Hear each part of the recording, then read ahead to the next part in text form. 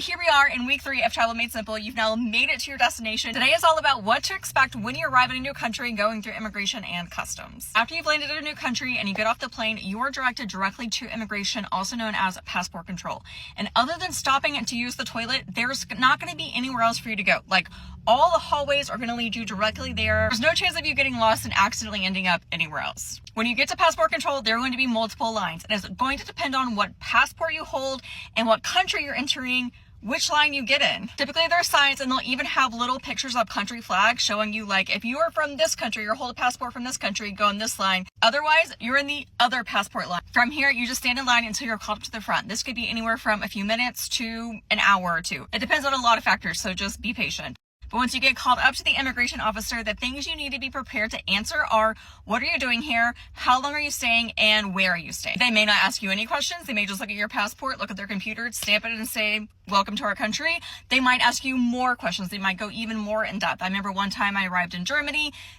They asked me a lot of questions, and they even asked me how much money I had in my bank account to support myself while I was there. But on average, just for a tourist staying for a short period of time, those are the top 3 questions you need to answer. If you have a visa or paperwork or anything specific for that country, be prepared to show it as well. So this could be like a student visa, a work visa. Make sure that you also have that prepared and any additional documents like ready to hand over to the immigration officer, just to speed up and make that process really smooth. If everything is good, they'll stamp your passport and send you on your way, and you will go directly to baggage claim. After baggage claim is when you go through customs. Now, I mentioned this in part 6 in my travel lingo, but customs is actually the process of declaring goods and items on your arrival. Every country is a little different, but in general, these are the different categories where you have to declare items. So everything from currency, certain food products, luxury goods, and tobacco and alcohol. Some of these things have thresholds and levels, kind of like the currency amount, and then some things you just have to declare outright no matter what.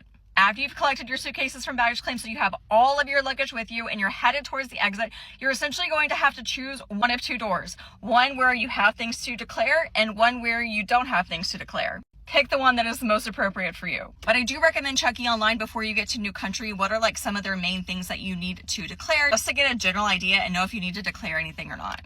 And that is pretty much immigration and customs. I've been asked to make this video a lot, and I never really have, because immigration is so specific to what passport you hold and which country you're going to, what that experience could be like, and customs really isn't that much to talk about. Okay, welcome to part 11 of Travel Made Simple, where I teach you step by step how to travel with less stress and more confidence.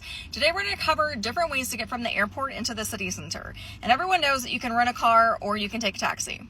Okay, great. But if you're interested in other options and you don't even know where to start, that's what we're going to talk about today, how to find other options of getting from the airport. Let's take it to the notes app. So the first thing you can do is just ask the hotel, the Airbnb, hostel, co-living, wherever it is that you're staying, just ask them what is the best way to get there. I even had some of them book a car for me, which is always really nice. And some hotels offer free airport shuttles, which if you're staying in one of those, great.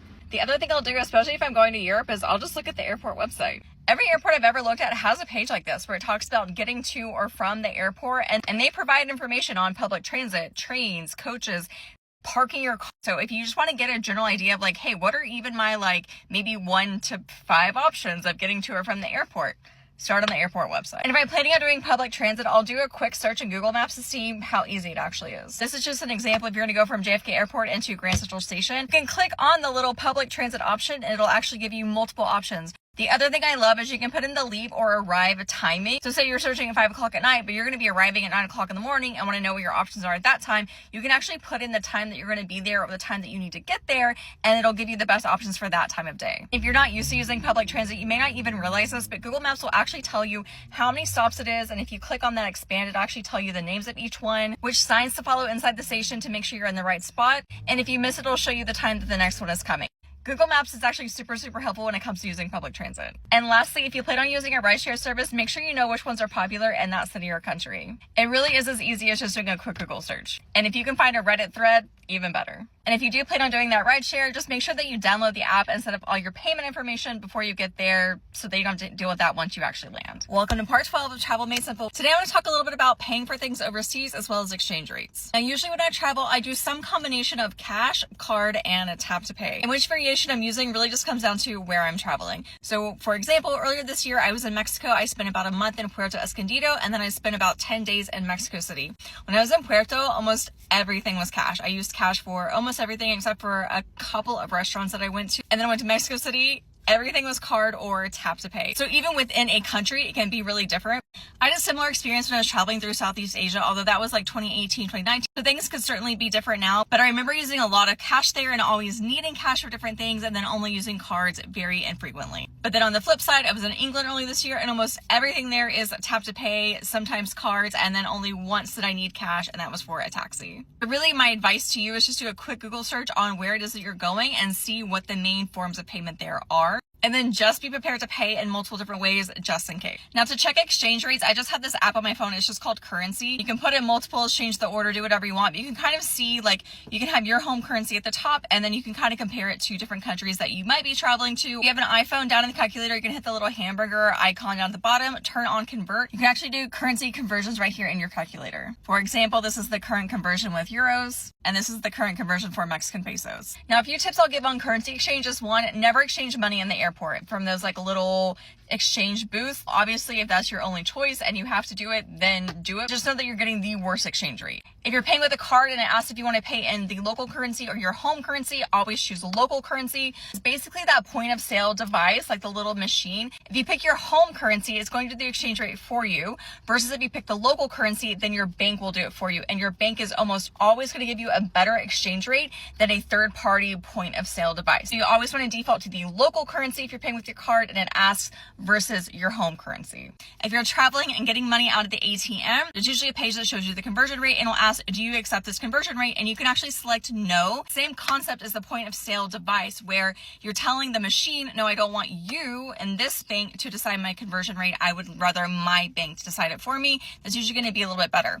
You're still going to get charged a foreign bank transaction fee. There's really no way around that. So in that case, you just want to make sure that you're getting larger sums of money out of an ATM at one time instead of going back multiple times. If you travel a lot, I definitely recommend getting a travel-based credit card that's going to give you points for every time you spend. If you don't travel very often, I wouldn't worry about it. So in summary, I would say be prepared to pay in multiple ways, know the exchange rate, and know that exchanging money is going to cost money, but there are ways to do it better than others. Welcome to part 13. This is the final part of Travel Made Simple, where I teach you step by step how to travel with less stress and more confidence. Today I'm going to talk about the different options you have for using your cell phone overseas.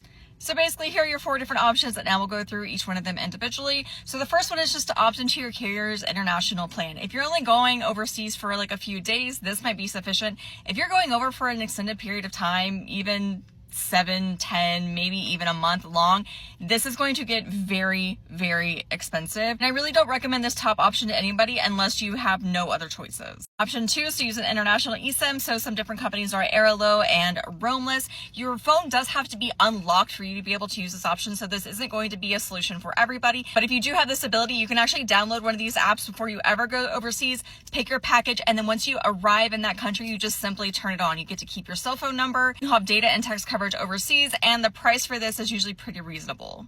Option number 3 is to actually change out your physical SIM card in your phone if your phone still takes physical SIM. So my phone only does eSIMs at this point. So option number 3 is not available to me, but if you still have that ability, you can actually usually get one inside the airport. Or in most countries, you can just go to a corner store, get a SIM card. You pick the package. When you buy your SIM card, you just switch it out, and that will allow you, again, to have data while you're overseas. Now, this will change your phone number to a local phone number, and you want to make sure that you don't lose your home SIM card, like for your home country, your home phone number. So you'll want to keep that someplace really safe. But this is basically the OG way that people would use their cell phone overseas. I did this for years before I switched to Google Fi. So if you're just curious what I do, I've had Google Fi as my phone carrier since 2019. And with that, I get unlimited data and international coverage, although terms have changed quite a bit since I got it. But I'm not overseas for as long as I was initially, so it's actually still been working out for me. Having said that, I have used every single one of these different options that I'm suggesting to you. Last option is just going to be to simply turn off all your data, turn off any roaming so you don't get charged when you're actually overseas, and just use Wi-Fi when you're traveling around. Hotels are going to offer Wi-Fi, a lot of restaurants, coffee shops. If you're going to a city, this could actually work out really well because you're going to be able to find Wi-Fi in so many places. If you're going somewhere more remote, I wouldn't rely on this because your Wi-Fi options might be very limited. But honestly, turning off data is a really fun way just to like completely disconnect if you're going on a vacation. That is it for today. If you have any questions, please feel free to put them down in the comments. I'm happy to answer any questions that you have. Thanks so much for following along. Follow me for more travel tips, and happy travels.